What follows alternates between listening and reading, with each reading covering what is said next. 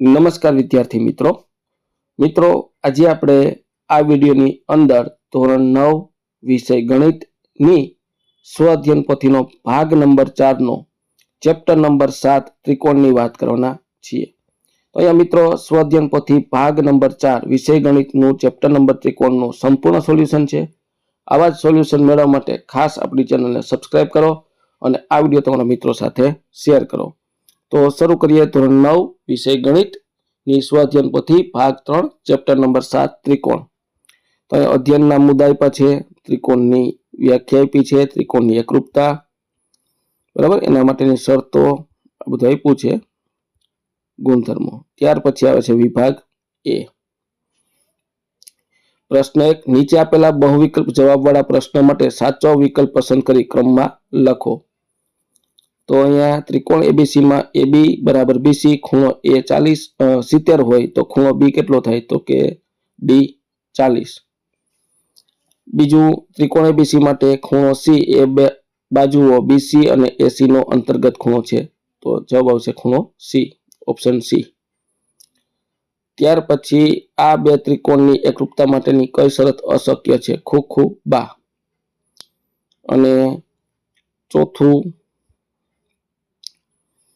એમાં ત્રિકોણ એબીસી અને ત્રિકોણ PQR માં AB બરાબર RQ, BC બરાબર QP અને AC બરાબર RP, તો ત્રિકોણ એબીસી સમરૂપ ત્રિકોણ RQP, બી ઓપ્શન। અને અહીંયા પાંચમું, એબીસી અને ત્રિકોણ PQR ની સંગતતા એબીસી સંગતતા PQR માટે ખૂણો R ને અનુરૂપ ખૂણો ACB, ઓપ્શન નંબર બી। મિત્રો, ચેનલ ઉપર નવા હોય અને વિડીયો સારો લાગ્યો હોય તો લાઈક, શેર અને સબસ્ક્રાઇબ કરવાનું ભૂલવાનું નથી। આ ઉપરાંત મિત્રો આપણી ડિસ્ક્રિપ્શન બોક્સમાં આપણી ચેનલ છે, એપ્લિકેશન, એની લિંક આપેલી છે ડિસ્ક્રિપ્શન બોક્સમાં। આ ડિસ્ક્રિપ્શન બોક્સમાં આપેલી લિંકને તમે ક્લિક કરશો એટલે ત્યાંથી આપણી શાળા શિક્ષક એપ્લિકેશન ડાઉનલોડ થશે। આ એપ્લિકેશન ડાઉનલોડ કર્યા બાદ તમને ચેપ્ટર નંબર 7 ત્રિકોણની PDF છે એ તમને ત્યાંથી મળી જશે। પ્રશ્ન 2, નીચે આપેલા વિધાનો સાચા બને તેમ યોગ્ય જવાબ લખી ખાલી જગ્યા પૂરો। તો છઠ્ઠી ખાલી જગ્યામાં ત્રિકોણ, 7મીમાં BC બરાબર AC, 8મીમાં 6 સેમી, ખૂણો Z બરાબર 70 સેમી અને 10મી ખાલી જગ્યા છે એમાં 15 થાય, પરિમિતિ। ત્યાર પછી નીચેના વિધાનો સાચા છે કે ખોટા? તો 11મું સાચું, 12મું ખોટું, 13મું સાચું, 14મું સાચું। ત્યાર પછી નીચેના પ્રશ્નના એક વાક્ય, શબ્દ કે અંકમાં જવાબ લખો। એમાં 15મું, એકરૂપતાની બા શરતનું વિધાન લખો। જો એક ત્રિકોણની ત્રણેય બાજુઓ બીજા ત્રિકોણની ત્રણેય બાજુઓ સમાન હોય તો બે ત્રિકોણ એકરૂપ થાય। 16મું, વ્યાખ્યા આપો ચક્રીય ચતુષ્કોણ। જો ચતુષ્કોણના ચારેય શિરોબિંદુ વર્તુળ પર આવેલા હોય એવા ચતુષ્કોણને ચક્રીય ચતુષ્કોણ કહે છે। 17મું, એકરૂપતાની કાકબા શરતનું વિધાન લખો। જો બે કાટકોણ ત્રિકોણમાં એક ત્રિકોણનો કર્ણ અને એક બાજુ બીજા બાજુના ત્રિકોણના કર્ણને અનુરૂપ બાજુને સમાન હોય તો આ બે ત્રિકોણ એકરૂપ હોય। 18મું, એકરૂપતાની બાખુબા શરતનું વિધાન લખો। જો એક ત્રિકોણની બે બાજુઓ અને અંતર્ગત ખૂણો બીજા ત્રિકોણની બે બાજુઓ અને અંતર્ગત ખૂણાને સમાન હોય તો બંને ત્રિકોણ એકરૂપ થાય।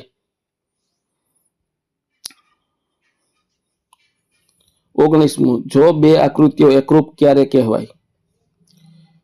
એકરૂપ અર્થાત બધી રીતે સમાન અથવા જેમના માપ અને આકાર બંને સરખા હોય તેવી આકૃતિઓ। સમાન ત્રિજ્યાવાળા બે વર્તુળ, સમાન બાજુવાળા બે ચોરસ, સમાન બાજુવાળા બે સમબાજુ ત્રિકોણ હંમેશા એકરૂપ થાય। ત્યાર પછી 20મું, ત્રિકોણ એબીસી અને ત્રિકોણ LM એકરૂપ હોય તેના સંકેતમાં, તો આ રીતનું વચ્ચે બે બરાબરની નિશાની ઉપર અડદ જેવી સંજ્ઞા, એટલે એને એકરૂપતાની સંજ્ઞા કહેવાય। ત્યાર પછી વિભાગ બી, નીચેના પ્રશ્નોને ટૂંકમાં ગણતરી કરીને જવાબ લખો। 21મું, આપેલ આકૃતિમાં PR અને QS બંને રેખાખંડ PQ ને લંબ છે। PQ બરાબર OQ છે, સાબિત કરો કે O એ RS નું મધ્ય બિંદુ છે। તો આ રીતની સાબિતી થશે। મિત્રો ચેનલ ઉપર નવા હોય તો વિડીયોને ખાસ લાઇક, શેર અને સબસ્ક્રાઇબ કરવાનું ભૂલવાનું નથી. બીજું કે મિત્રો તમારે આ પાઠની આ ચેપ્ટરની પીડીએફ જોઈતી હોય તો આપણે ડિસ્ક્રિપ્શન બોક્સમાં આપણી એપ્લિકેશન શાળા શિક્ષકની લિંક આપેલી છે.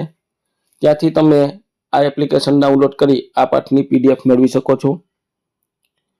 આકૃતિમાં PR લંબ PQ અને QS લંબ PQ છે, માટે ખૂણો P અને ખૂણો Q છે 90 ના થાય. અને રકમમાં આપ્યું છે PQ બરાબર OQ, અંતે PO અને OQ એ પણ સમાન થશે. રેખા RS અને PQ એ O બિંદુ એકબીજાને કાપે છે, માટે ખૂણો ROP બરાબર QOS જે ઉલટ ખૂણા છે એ પણ સમાન થાય. માટે આ બંને ત્રિકોણ છે, ત્રિકોણ ROP અને ત્રિકોણ QO માં એક ખૂણો સમાન છે, વચ્ચેની બાજુ સમાન છે, બીજો ખૂણો સમાન છે. માટે AS ના નિયમ મુજબ આ ત્રિકોણો છે એકરૂપ થાય, માટે ORO બરાબર OS સાબિત થાય. આથી સાબિત થાય કે O છે એ RS નું મધ્ય બિંદુ છે.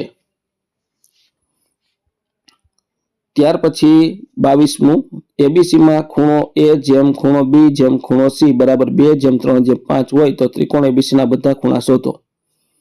તો અહીંયા ABC ધારો કે ખૂણો A બરાબર 2x, B બરાબર 3x અને C બરાબર 5x. માટે ત્રિકોણ ABC માટે ત્રિકોણના ત્રણેય ખૂણા સરવાળો માટે 2x વત્તા 3x વત્તા 5x બરાબર 180, માટે 10x બરાબર 180. માટે x બરાબર 180 ભાગ્યા 10 એટલે આપણને મળશે x બરાબર 18. બાજુમાં લખ્યું છે ખૂણો A બરાબર 2x એટલે 2 ગુણ્યા 18 એટલે 36 નો. ખૂણો B 3 ગુણ્યા x એટલે 3 ગુણ્યા 18 54 અને ખૂણો C 5 ગુણ્યા 18 એટલે 90. તો A 36, B 54 અને C 90. ત્યાર પછી બતાવો કે સમબાજુ ત્રિકોણના બધા જ ખૂણાના માપ 60 અંશ હોય. તો બાજુમાં ત્રિકોણ ABC સમબાજુ છે. સમબાજુ ત્રિકોણ હોય તો AB, BC અને AC ત્રણેય બાજુ સમાન થાય. તેની સાબિતી આ મુજબ છે, એ લખી છે આપણે સાબિતી, આખી સાબિતી છે. ત્રિકોણ ABC માં એક સમબાજુ ત્રિકોણ છે, માટે AB બરાબર BC બરાબર CA. સમબાજુ ત્રિકોણમાં બધી બાજુઓ સમાન હોવાથી સમદ્વિભુજ ત્રિકોણ પણ થાય. AB બરાબર AC હોવાથી ખૂણો C બરાબર ખૂણો A થાય. બરાબર, પ્રમેય છે બાજુ સમાન તો ખૂણા સમાન. BC બરાબર CA તો ખૂણો A બરાબર ખૂણો B. 1, 2, 3 ઉપરથી ખૂણો ABC સમાન, માટે ત્રિકોણના ત્રણેય ખૂણા સરવાળો 180. તો ત્રણેય ખૂણા સમાન છે, 3 વડે ભાંગો એટલે ત્રણેય ખૂણા 60 ના મળે. આમ સમબાજુ ત્રિકોણના બધા ખૂણાનું માપ 60 અંશ થાય. ત્યાર પછી વિભાગ C આવે છે. નીચેના પ્રશ્નોની ગણતરી કરી જવાબ લખો. એમાં સાબિત કરો કે સમબાજુ ત્રિકોણની મધ્યગાઓ સમાન હોય છે. તો પહેલા બાજુમાં આપણે આકૃતિ સમજીએ. ત્રિકોણ ABC છે અને D છે એ BC નું મધ્ય બિંદુ, AC નું મધ્ય બિંદુ E અને AB નું મધ્ય બિંદુ F. એને જોડો એટલે AD મધ્યગા, BE મધ્યગા અને CF મધ્યગા છે. તો અહીંયા એની સાબિતી છે. ધારો કે ત્રિકોણ ABC એક સમબાજુ ત્રિકોણ છે, એટલે ત્રણેય બાજુ સરખી. AB બરાબર BC બરાબર CA, DEF અનુક્રમે BC, CA અને AB ના મધ્ય બિંદુ છે. એને જોડીએ એટલે AD, BE અને CF એ ત્રિકોણ ABC ની મધ્યગા છે. સમબાજુ ત્રિકોણમાં તમામ બાજુ સમાન હોવાથી તે સમદ્વિભુજ પણ કહેવાય.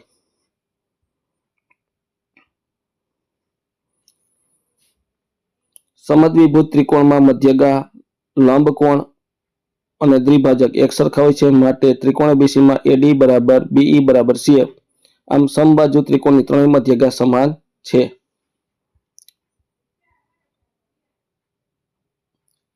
ત્યાર પછી 25મો, ત્રિકોણ PQR માં PQ બરાબર PR અને PS મધ્યગા છે. સાબિત કરો કે ખૂણો QPS બરાબર ખૂણો RPS.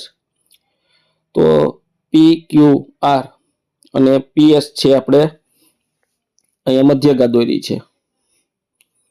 તો સાબિત ધારો કે ત્રિકોણ PQR નો એક ખૂણો, ત્રિકોણ PQR નો એક ત્રિકોણ છે. બરાબર, આપણે ધારો ત્રિકોણ PQR એક ત્રિકોણ છે જેમાં PQ બરાબર PR, PS મધ્યગા છે એટલે S મધ્ય બિંદુ થાય કોનું? QR નું. માટે QS બરાબર SR.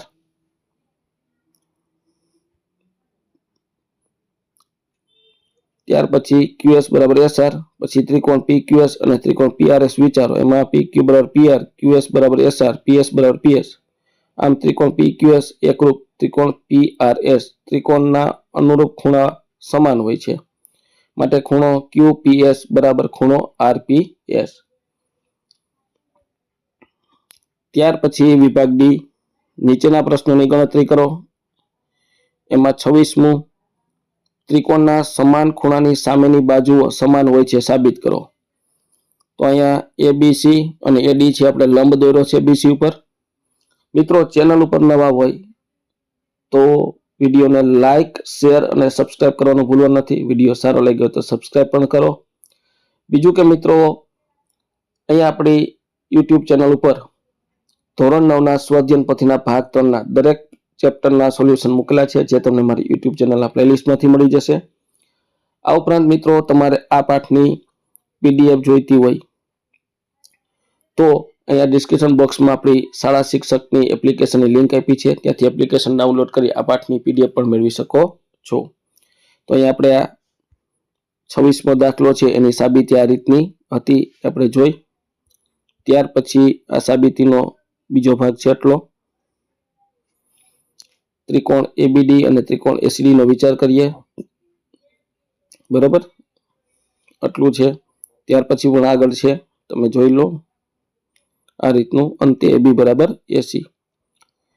ત્યાર પછી 27મું છે, સમદ્વિબાજુ ત્રિકોણની બે બાજુઓ સમાન સમદ્વિબાજુ ત્રિકોણની બે સમાન બાજુની સામેના ખૂણા સમાન હોય તેમ સાબિત કરો. આપણું ટેક્સ્ટબુકમાં જે પ્રમેય આપ્યું છે એ પ્રમેય છે, આ મુજબનું પ્રમેય થશે. તમે પાકું કરેલું છે, તૈયાર કરેલો છે પ્રમેય, તો એ પ્રમેય લખવાનું છે.